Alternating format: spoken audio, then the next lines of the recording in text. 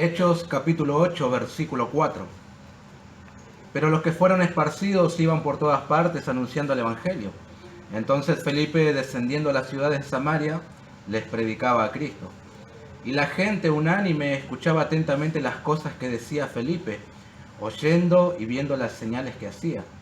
Porque de muchos que tenían espíritus inmundos salían estos dando grandes voces, y muchos paralíticos y cojos eran sanados.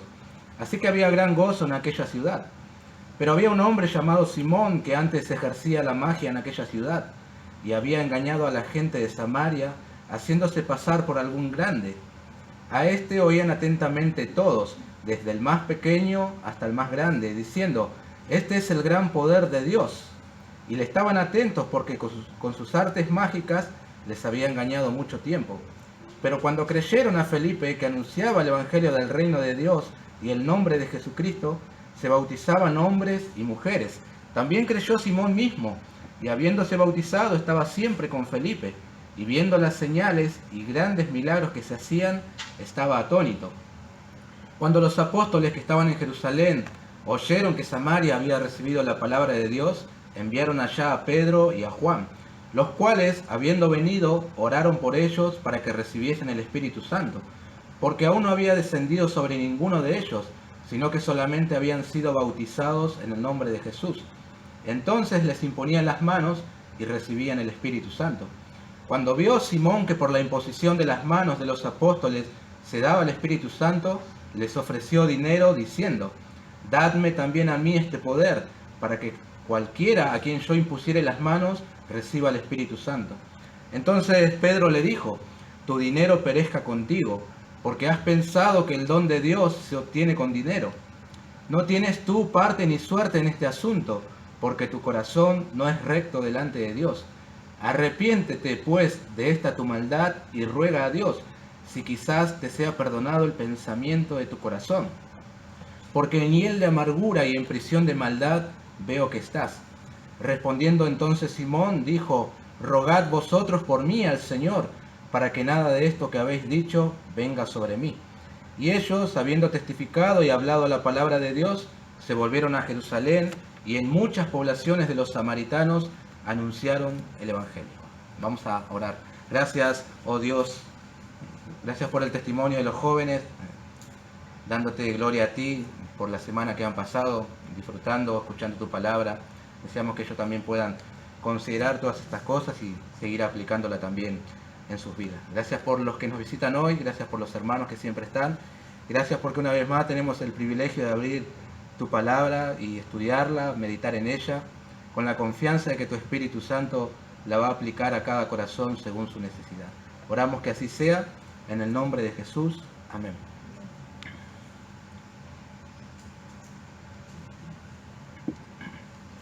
En cierta oportunidad, en Lucas 13 se narra que Jesús iba caminando por las aldeas y las ciudades predicando la palabra de Dios. Y un personaje anónimo le hizo una pregunta muy interesante. Desconocemos el propósito de la pregunta, la motivación con que la persona hace esta pregunta. Tal vez por la respuesta del Señor Jesús, algunos indicios podemos llegar a ver, pero desconocemos específicamente por qué hace esta pregunta. Pero lo que pregunta el Señor fue: Señor, ¿son pocos los que se salvan? Una pregunta muy interesante. Y el Señor le responde: esforzaos a entrar por la puerta angosta, porque os digo que muchos procurarán entrar y no podrán. Y más adelante continúa el Señor diciéndole a esta persona: os digo que, el Señor está diciendo lo que va a suceder en aquel día. El Señor dirá a muchos: os digo que no sé de dónde sois, apartaos de mí todos vosotros, hacedores de maldad. Allí será el llanto y el crujir de dientes, cuando veáis a Abraham, a Isaac y a Jacob y a todos los profetas entrar al reino, y vosotros estéis excluidos. En otras palabras y entre otras cosas, Jesús le estaba diciendo a esta persona: antes de pensar en la salvación de otros y en la cantidad de salvos, ocupate vos de estar dentro del reino. Esa fue la respuesta del Señor: asegúrate vos de estar dentro del reino. Pero digo que fue una pregunta interesante porque el asunto de la salvación es un asunto muy importante en toda la Escritura. Por eso creo que la pregunta que le hizo vale la pena tener en cuenta. ¿Por qué digo que es un asunto importante? Porque hay personas que en determinados momentos de su vida no se sienten salvos. Algo les sucedió y como que consideran que la salvación se ha marchado, ya sea por haber cometido algún pecado, no poder vencerlo o simplemente desánimo y confusión en cuanto a la seguridad de la salvación. Otros tantos están confundidos doctrinalmente y creen que la salvación la puedes llegar a perder si en algún momento de tu vida te apartas de Dios o si cometiste un pecado y no te dio el tiempo para arrepentirte.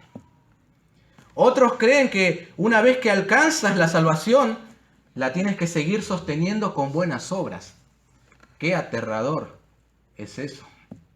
Y finalmente, un sector más erróneamente creen que son salvos, pero en aquel día quedarán excluidos del reino porque lo que han experimentado fue simplemente una falsa conversión. Y de esto último se deriva otra pregunta válida e interesante. ¿Puede alguien creer que es salvo sin serlo? ¿Existen las falsas conversiones? La historia que incluye aquí, Hechos capítulo 8, a Simón el Mago, que hemos comenzado a ver el domingo pasado, no ha concluido. Solamente hemos visto una primera parte. La iglesia fue esparcida, Felipe el evangelista descendió a Samaria a compartir el evangelio. En la ciudad hubieron ciertos obstáculos para el avance del reino, el engaño. Pero dijimos, como el evangelio es poder de Dios, finalmente tuvimos un avivamiento también en la ciudad. Una buena cosecha, porque muchos samaritanos creyeron al evangelio del reino de Dios y el nombre de Jesucristo. Como resultado, una gran cantidad de hombres y mujeres se bautizaron en las aguas. ¡Qué bendición!, podríamos decir. Pero Jesús también había dicho que junto a la siembra del trigo viene el maligno y siembra cizaña. Que al crecer son plantas muy parecidas, casi mirándolas no podés saber cuál es cuál. Pero también dijo que en el fin del siglo el Hijo del Hombre enviará a sus santos ángeles para separar lo uno de lo otro. Y aquellos que fueren hallados cizaña serán arrojados en el fuego eterno. Por lo tanto, no es trabajo de la iglesia ni es un ministerio escudriñar quién es trigo, verdadero cristiano, y quién es cizaña, falso cristiano. Será el trabajo del Señor enviando a sus ángeles al final del siglo, separar lo uno de lo otro.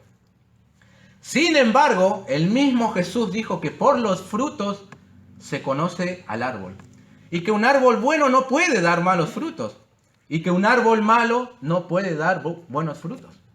Y también añadió el Señor, el que no es conmigo, contra mí es, y el que conmigo no recoge, desparrama. ¿Qué está diciendo el Señor? La neutralidad es imposible. O eres lo uno, o eres lo otro. O estás de un lado, o estás del otro. O eres hijo de Dios, o eres hijo del diablo. O eres cristiano, o eres mundano. O vas al cielo, o vas al infierno. La neutralidad no existe. No hay una tercera categoría de personas y de destino, solamente dos. Cristianos y mundanos, cielos e infiernos, no más. En esos dos grupos se divide toda la humanidad. Nada más. A su vez, en otras porciones de la Escritura vemos con mucha claridad la diferencia entre un cristiano con alguien que no lo es. Por ejemplo, el apóstol Juan en su primera epístola dice que el que practica el pecado es del diablo. Así, lisa y llanamente. Es decir, si dice ser cristiano, pero vive una vida de pecado, tiene una falsa conversión, una falsa profesión.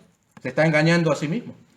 Por eso sienta bien las palabras del apóstol Pablo a aquellos corintios que cuestionaban su apostolado. Examínense a ustedes mismos.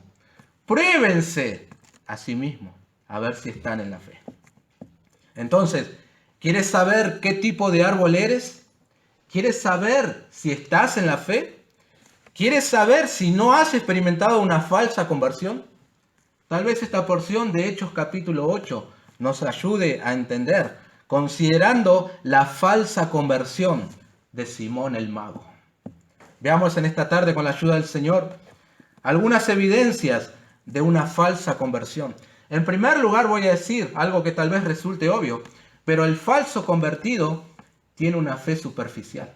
Versículo 13. También creyó Simón mismo, y habiéndose bautizado estaba siempre con Felipe, y viendo las señales y grandes milagros que se hacían, estaba atónito. También creyó Simón mismo. Ese adverbio también aquí puede dar la apariencia de que la conversión de Simón era genuina y que él es parte del avivamiento que estaba ocurriendo allí en Samaria. Después de todo, el que cree en el Hijo tiene vida eterna. Y aquí se nos dice que Simón creyó. Entonces, la pregunta que debemos hacer no es ¿qué fue lo que creyó Simón? O mejor dicho, ¿en qué estaba cimentada la fe de este hombre? Por el desarrollo completo de esta narración, se hace evidente la falsa conversión de este hombre.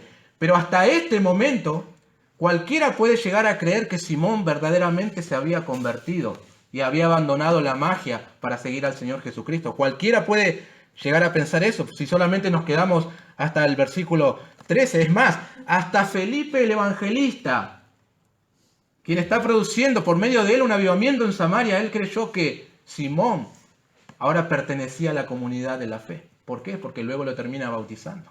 Felipe no pudo darse cuenta de que este hombre era cizaña y no era el trigo. Hasta este momento tenemos a un tipo que vivía engañando a la gente con la magia, pero que aparentemente ahora se convierte escuchando el Evangelio. Eso es lo que a simple vista parece estar sucediendo aquí. Ahora bien, la fe de Simón no estaba enraizada en la persona del Señor Jesucristo. Era una fe superficial. Era una fe como la de aquellos que dicen, creo en Dios, pero a mí no me hables de la religión. Era una fe como la de los demonios, que por lo menos creen en el Señor y tiemblan. No era una fe para preservación del alma, como dice Hebreos capítulo 10.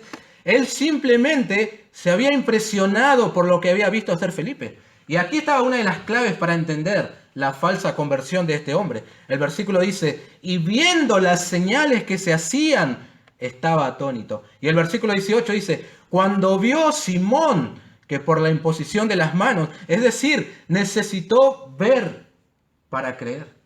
Su fe pendía sobre lo que él veía hacer a Felipe sobre todo. Y aquello que vio no lo condujo a la fe verdadera, sino que viendo llegó a esta conclusión. ¡Wow! Este sí que es el verdadero poder de Dios. Acá no hay encantos baratos. Detrás de esto tiene que haber una divinidad. Entonces supongo que lo que Felipe está predicando debe ser la verdad. Así que mejor creo. Y manifiesta tener cierta fe. Por un momento me hizo recordar a Tomás. Si no viene en sus manos la señal de los clavos, y metieren mi dedo en el lugar de los clavos, y metiere mi mano en sus costados, no creeré. Alguien lo puso en su debido lugar a este hombre. No seas incrédulo, sino creyente. Bienaventurados los que no vieron y creyeron. Pero qué peligrosa e inestable es esa fe que se sostiene viendo, o que surge por haber visto algo. Es peligrosa, ya lo hemos dicho en otra oportunidad, pero en el Evangelio de Juan mucha gente seguía a Jesús por lo que le vieron hacer con los panes y los peces. Y mucha gente estaba maravillada con las cosas sobrenaturales que hacía el Señor Jesús. Y grandes multitudes iban en pos de él. Pero les hago una pregunta. Después de la muerte, de la resurrección y ascensión del Señor, ¿cuántas personas se encontraban en el aposento alto? ¿Cuántas personas? 120. 120 personas. Sin embargo, en los evangelios muchas veces leímos, grandes multitudes iban en pos de él. ¿Dónde están? Dejaron de ver. Solamente le seguían por lo que veían. Hay muchas personas hoy en día en las iglesias evangélicas con la misma fe de Simón. Yo creo, porque fui a la campaña del fulano de tal, que hizo una gran campaña de avivamiento y vi muchas cosas sorprendentes. Una carpa de liberación, entré, había gritos, la gente se manifestaba y me fui atónito de ese lugar. Yo creo porque Dios bendice, que veo que Dios bendice al pastor y lo que hace prospera. Entonces acá estoy constante en las reuniones y cuando Dios te quita a tu pastor, ¿qué sucederá con tu fe? Yo creo porque tuve un sueño como el de Jacob. Vi una escalera que estaba apoyada en tierra, su extremo tocaba en el cielo, y aquí ángeles de Dios subían y descendían por ella. Entonces cuando desperté, supe que era una señal divina. Y así comenzó mi fe. Llegará el momento en el que ya no verás, o lo que ves deja de impresionarte. Como los niños que se impresionan con el nuevo videojuego. Pasado las semanas, eso ya les resulta aburrido. Y necesitan más y más y más. Eso le sucedió a mucha gente que aparentaban ser cristianos o simpatizar con la fe. Lo que veían de la religión cristiana les parecía sano, correcto, aceptable, moralmente bueno, vidas ordenadas, gente trabajadora, etc. Pero solo eran impresiones externas. Lamentablemente, no tenía profundidad. El ancla no estaba echada sobre la Biblia y su mensaje, sino en otras cosas. Y eso solo puede durar un tiempo. No puedes llevar una vida de fe cuando ésta está cimentada en las cosas que ves. Eso no tiene profundidad. En cualquier momento te vas a hundir, como si caminaras por arenas movedizas, porque la base que tienes no es sólida y no tienes de dónde agarrarte. Pero si tu fe está cimentada en la roca, en Cristo, en la Biblia, vendrá el viento con ímpetu y tu casa permanecerá firme. Está bien anclada en el Señor Jesús. Si a Simón le hubiera tocado nacer en esta época de la iglesia, en donde lo sobrenatural, lo impresionante, no es parte de las reuniones, seguramente seguiría su camino de magia, porque nada le impresionaría. Imagínense a Simón en medio nuestro. ¿Hay algo para impresionarle? Nada. Pero él vio a Felipe las cosas que hacía y se impresionó y aparentemente manifiesta creer en el Señor Jesús. Pero no. No crean que hoy es muy distinto en cuanto a la fe de muchos que dicen ser cristianos. Hay mucha gente que vive su fe por lo que ve o por cualquier otra cosa, menos una fe sólida en la persona del Señor Jesús y en la verdad revelada en la Biblia. Querido cristiano, no te dejes llevar por lo que ves, sea bueno o sea malo. Que puedas decirle a otros, creo, no por lo que veo, sino por lo que la Biblia dice. Eso es una fe que no puede ser sacudida. Entonces, en primer lugar, un falso convertido tiene una fe superficial.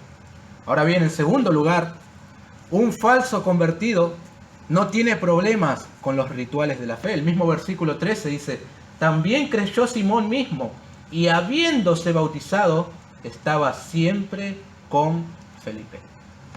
Como si dijera este hombre, bueno, ¿cuáles son los pasos para pertenecer a esta comunidad de fe donde lo sobrenatural es moneda corriente? Primero, tiene que manifestar creer. ¿Ok? Creo en el Señor Jesucristo. Segundo, tienes que pasar por las aguas del bautismo, como para evidenciar públicamente tu nueva fe. ¿Ok? Dice Simón, bautícenme. ¿Qué sigue luego? Bueno, tenés que solicitar la membresía de la iglesia. ¿Ok? La pido y se la dan. ¿Qué sigue? Ahora tenés que participar en alguna actividad. Me parece fantástico. Lo voy a hacer, responde este hombre. Si a Simón se le pidiera zambullirse 7 veces en el río Jordán como a Naamán, él lo haría sin problema. Si le pidieran como al criado de Elías que fuera a ver si iba a llover, seguramente lo haría. Si le pidieran que trabajara 7 años para obtener el premio como Jacob, seguramente lo haría sin quejas. El falso convertido está dispuesto a guardar todas las cosas, pasar por los procesos burocráticos, tratar de cumplir con las normas establecidas, cumplir con los rituales, etc. Pero no lo hace por convicción. No tiene convicción cuando hace eso, sino que lo hace por presión, egoísmo, orgullo o simplemente porque considera que son metas para alcanzar un fin específico. En el caso de Simón, ¿el fin cuál era? Obtener los mismos poderes que creía que Felipe tenía. Por eso hacía lo que hacía. Hasta llegó a bautizarse para manifestar eso. Como que ahora creo. Simón estaba decidido a conseguir este poder que era más impactante que sus trucos engañosos. Y ni siquiera era consciente de que necesitaba el perdón de sus pecados. Y si el bautismo era un requisito, porque el que creyera y fuere bautizado, este será salvo. Entonces, nada le impedirá hacerlo. Esto es una clara prueba, hermanos, de que el bautismo en las aguas no significa que eres cristiano, que has conocido al Señor Jesucristo. Miren el ejemplo de Simón. No tuvo problema en pasar por las aguas. Obviamente los que son salvos tienen que bautizarse en las aguas, si no hay nada que les impida, porque el bautismo ilustra la identificación del creyente con la muerte, sepultura y resurrección de Cristo. Y hacerlo demuestra obediencia. El Señor dijo que lo hagamos. Pero el bautismo no agrega nada, ni contribuye en nada a tu salvación. Esta es solamente por gracia, por medio de la fe.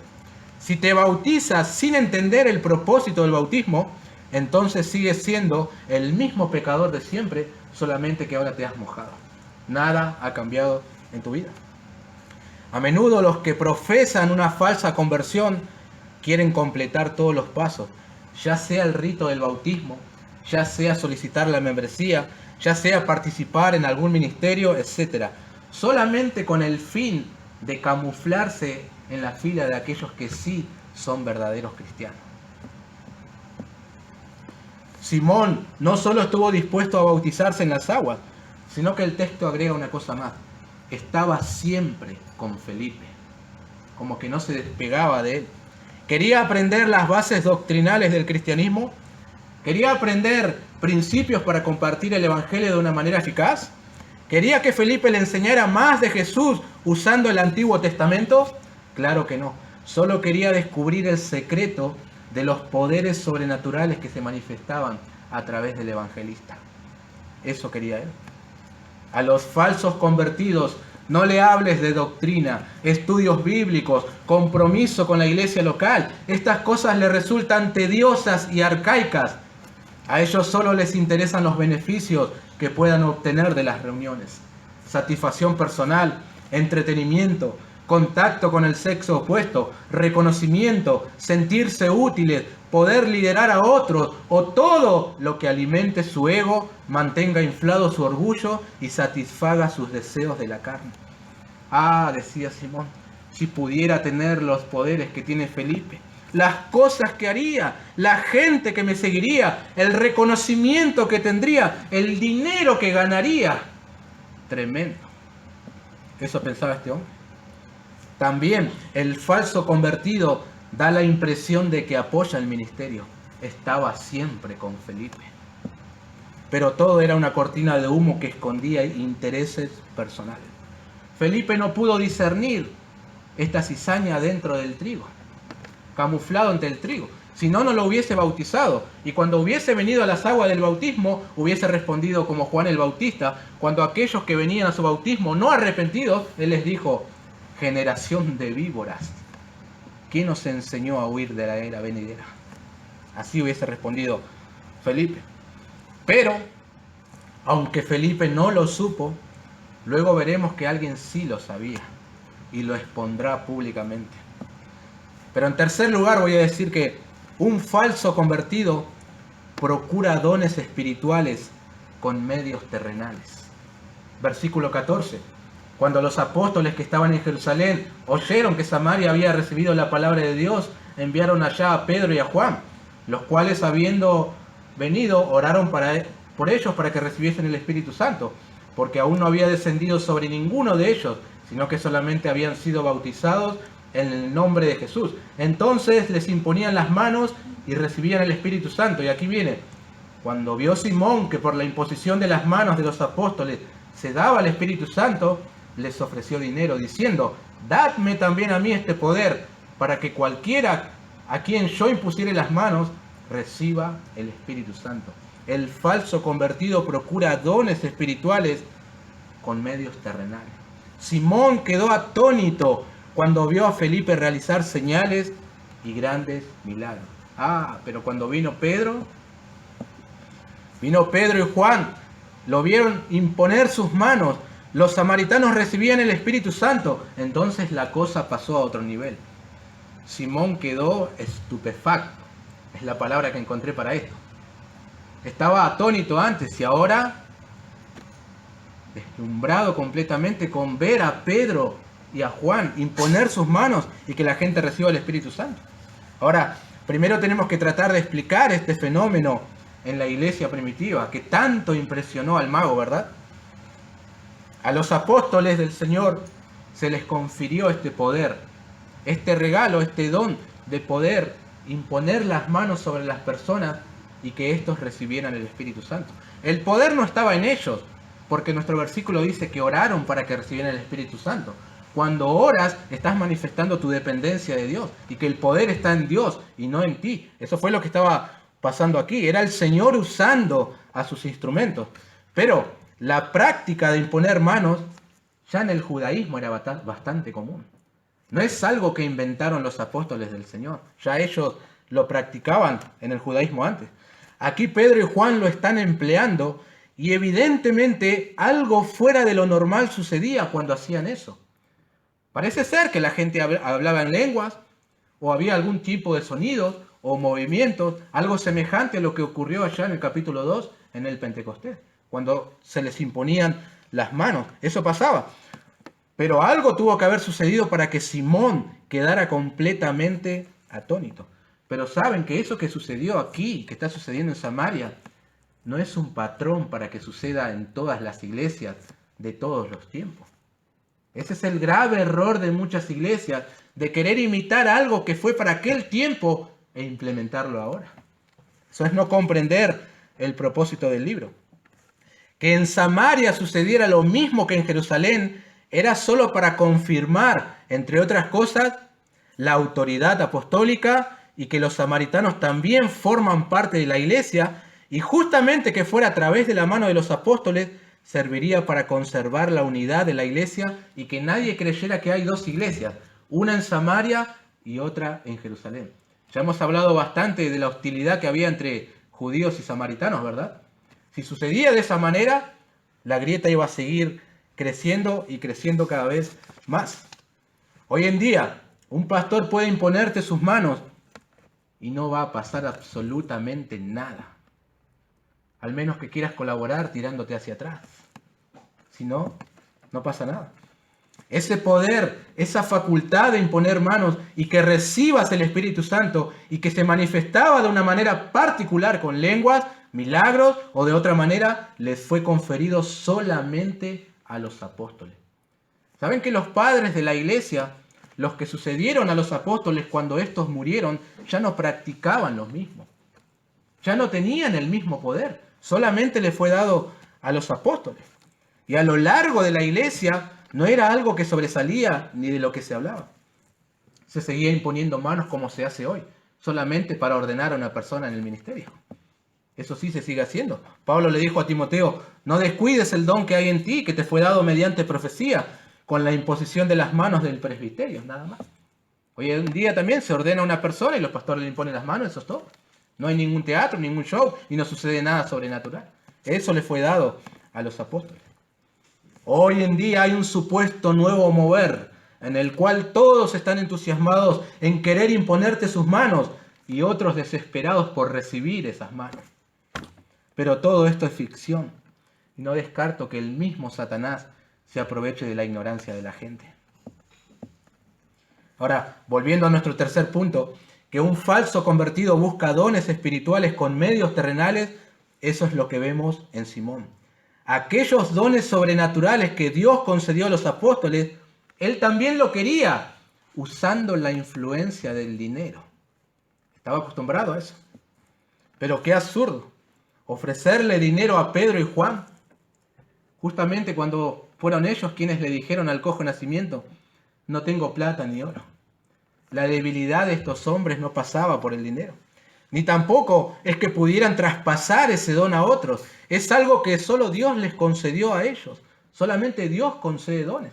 No es que uno puede ir pasándole su don al otro, no es así. No funciona de esa manera.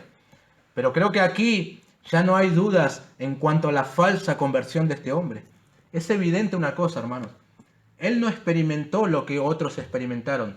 La venida del Espíritu Santo sobre su vida y que se manifestaba con lenguas o de alguna otra manera. Él no lo experimentó. Por eso él quería el poder para poder hacerlo con otros también. Intereses personales. Pero, así también, hoy, muchos en las iglesias pretenden, como Simón, posiciones, reconocimientos, jerarquía, popularidad. Y aunque los hombres de Dios no buscan estas cosas, sin duda que Dios se las confiere a algunos, como por ejemplo el pastor MacArthur, un hombre popular y de influencia aún fuera de su iglesia local. Es algo que el Señor le ha dado. Pero hay personas que buscan estas cosas a través no de una influencia espiritual y una vida consagrada al Señor, sino a través de lo económico. Qué peligroso para las iglesias eso. No son pocas las iglesias en que las personas más reconocidas, consideradas, una voz a tener en cuenta, son aquellas que más aportan a las ofrendas. Y sucede así porque justamente carecen de espiritualidad. Entonces buscan por otros medios influenciar a las personas, como que se compran una posición espiritual con dinero. Hay que tener cuidado. A ese pecado se lo conoce hoy con el nombre de simonía, justamente por Simón el Mago. Ofrecer dinero para alcanzar posiciones religiosas o comprar algún determinado oficio eclesial. A eso se lo llama simonía. Pero los dones que da el Espíritu Santo no puedes comprarlo con tu dinero. Eso es un regalo que el Señor concede a aquellos que son sus hijos, solamente para su servicio a la iglesia local, la edificación de otros hermanos. Nada más. Qué equivocado estaba Simón.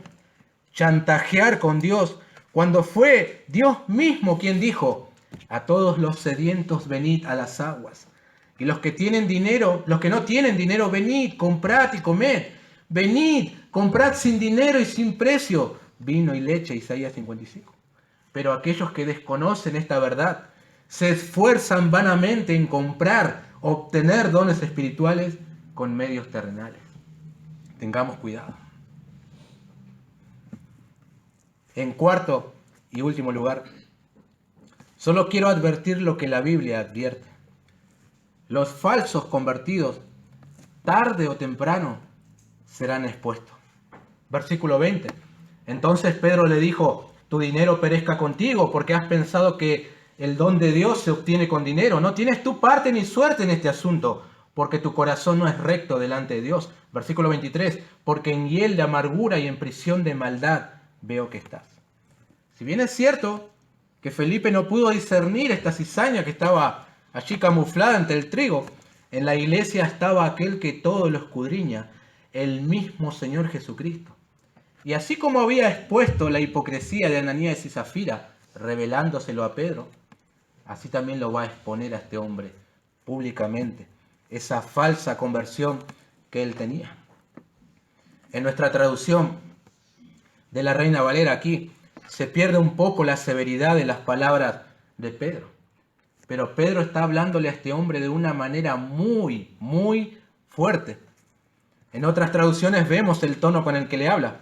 Tengo 3 traducciones diferentes a la Reina Valera. La primera dice, acerca del versículo 20, pero Pedro le respondió: vete al infierno con todo y tu dinero. Lo que Dios da como regalo no se compra con dinero. Otra traducción: al diablo contigo y con tu dinero. Una más: que tu dinero se condene contigo. Casi como si le estuviera profiriendo una maldición a este hombre. Vete al infierno tú y tu dinero. ¿Pensás que con dinero vas a comprar el don de Dios? Está hablando de una manera muy fuerte, Pedro. ¿Era necesaria tal confrontación? ¿Acaso creemos que diciéndole Dios es amor y abre tu corazón, las cosas se iban a solucionar? Claro que no. Su pecado tenía que ser expuesto severamente para que la iglesia también supiera lo terrible que es pretender comprar un don de Dios con dinero. Por eso le habla muy fuerte. El apóstol Pablo dijo a Timoteo en otro contexto: los pecados de algunos hombres se hacen patentes antes que ellos vengan a juicio, mas a otros se les descubren después. Aquí se expuso claramente lo que había en el corazón de Simón. Ahora toda la iglesia podía ver la falsa conversión de este hombre. Daba la apariencia de que creía, cumplió con el rito del bautismo, estaba siempre con Felipe, parecía un cristiano más entre la multitud, pero aunque era imperceptible para la vista de la iglesia y de los líderes, no así para la vista del Señor, que él todo lo veía. Tarde o temprano se le descubrirá, porque una fe así es insostenible, aunque ciertamente Algunos llegarán hasta el día del Señor Jesucristo con esa fe superficial, y allí se les va a descubrir recién. Apartaos de mí, hacedores de maldad, y serán condenados al infierno eterno. Pero Pedro fue claro con la sentencia: no tenés parte ni suerte en este asunto. Cuando dice que no tenía parte, está haciendo una clara referencia a la comunión propia entre cristianos. Habíamos leído que estaba siempre con Felipe, pero no tenía nada que ver con los creyentes, no tenía nada que ver con la comunión entre hermanos. Esto es verdaderamente tremendo, hermano. Lo que Pedro le está diciendo a este hombre: no tenés parte con los creyentes. ¿Por qué digo que es tremendo? Puedes estar en todas las reuniones, participar de todas las actividades, hasta orar por todas las necesidades, y aún así tener una falsa conversión. Este hombre hizo todo lo que se le debía hacer hizo. Creyó, se bautizó, estaba siempre con Felipe. Tenía una falsa conversión. Pedro le dijo: porque tu corazón no es recto para con Dios. En otras palabras, su manifestación de aceptar que Jesús es el Señor e incluso su bautismo no tiene ningún significado alguno, porque su corazón no había sido regenerado.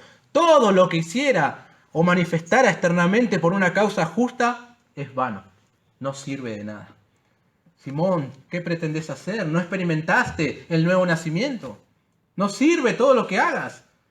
Estás siempre con Felipe, no sirve de nada. Te bautizaste, no sirve. Manifestás creer, no sirve. No has nacido de nuevo. No conociste al Señor. Tremendo. Si no ha nacido de nuevo, si no experimentó una conversión real y genuina, aunque profese el cristianismo, está perdido, está condenado al infierno eterno. Simón, no os engañéis. Alguien le tenía que haber dicho: no os engañéis. Dios no puede ser burlado. Pues todo lo que el hombre sembrare, eso también segará. Sembró engaño a través de la magia, sembró una falsa conversión, ahora está cosechando la sentencia de su pecado.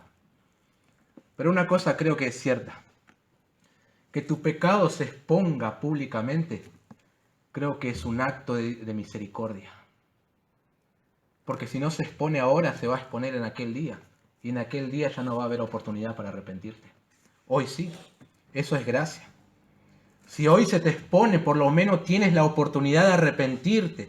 Si no se te descubre aquí, se te descubrirá ante el juez justo, y allí será el llanto y el crujir de dientes, porque ya no habrá oportunidad. Será demasiado tarde para arrepentirse.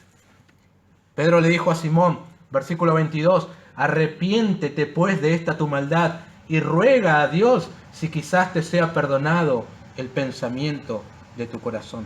Eso es gracia divina, hermano. Si cayera fuego del cielo en ese mismo instante y lo consumiera ese hombre delante de todos, eso hubiese sido justo. Y era para aplaudir si sucedía eso. Pero he aquí la oportunidad. Arrepiéntete y ruega a Dios. Eso es todo, Simón. Ya no necesitas traer un animal y ofrecerlo en sacrificio para que Dios pase por alto tu pecado. Ya no. Arrepiéntete solamente y ruega a Dios. Él extenderá esa mano perdonadora que en el Calvario expresó entregando a su Hijo. De seguro que te perdonará. El profeta Isaías dijo: deje el impío su camino y el hombre inicuo sus pensamientos y vuélvase a Jehová. Eso es arrepentimiento. El cual tendrá de él misericordia, y al Dios nuestro, el cual será amplio en perdonar. Ahora bien, ante la demanda del apóstol Pedro, ¿qué fue lo que respondió Simón? ¿Cómo responde a esta invitación? Parece ser que en su temor por estas palabras severas de Pedro, solo se animó a responder a que oraran por él. Nada más. Como para que no le sucedan esas cosas terribles. Versículo 24. Respondiendo entonces Simón dijo: rogad vosotros por mí al Señor, para que nada de esto que habéis dicho venga sobre mí. Algunos sostienen que esta respuesta de Simón es un tanto esperanzadora, como que Simón está experimentando un arrepentimiento. Sin embargo, otros sostienen que simplemente él quería escapar de las consecuencias temporales de su pecado. Como que se asustó por lo que Pedro le dijo, lo que le iba a suceder. Entonces, la manera de escapar, ¿cuál es, Pedro? Por favor, oren por mí para que estas cosas no me sucedan porque estoy en el horno. Pero pregunto, ¿fue salvo Simón luego? No lo sabemos.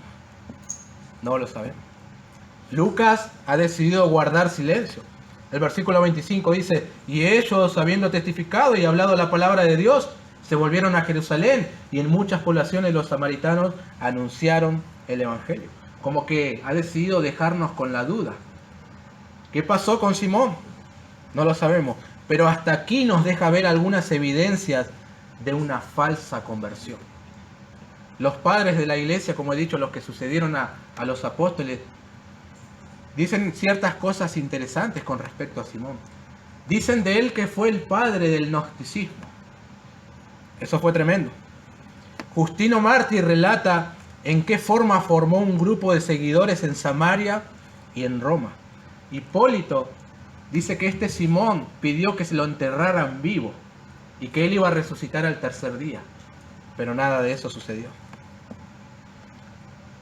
No lo sabemos, no sabemos qué fue de él, pero una cosa sí es cierta para todos. Existen personas que dicen creer en Jesús. Existen personas que dicen ser cristianas, pero no lo son. Experimentaron una falsa conversión, como Simón. Si esta es tu condición, solo una cosa puedo decirte, y es lo que Dios dice a través de su palabra.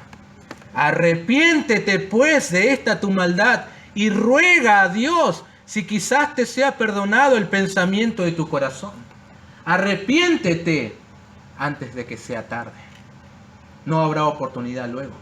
Este es el día en el cual tienes que arrepentirte de tu pecado y ponerte a cuentas con Dios. Al salir de aquí ya puede ser demasiado tarde.